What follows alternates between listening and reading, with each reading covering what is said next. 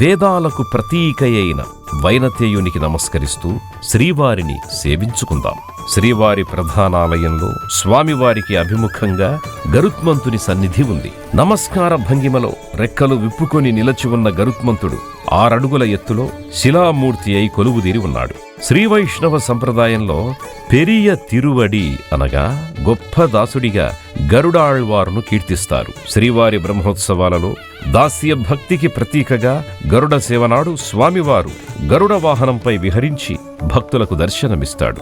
అమృత భాండం తెచ్చిన మాతృభక్తి పరాయణుడు, మహాబలుడు, వేదమూర్తిగా వర్ణించబడే గరుడుడి దర్శనం సమస్త సర్పదోషాలను నివారిస్తుంది. శ్రీవారి సేవలో, శ్రీవారి సమక్షంలో, శ్రీవారి ఆజ్ఞ కోసం నిత్యం ఎదురు చూస్తూ అనుక్షణం సిద్ధంగా ఉంటూ నిలచి ఉన్న ఈ పక్షిరాజును మనసారా నమస్కరిస్తూ బంగారు వాకిలిలోకి ప్రవేశిద్దాం.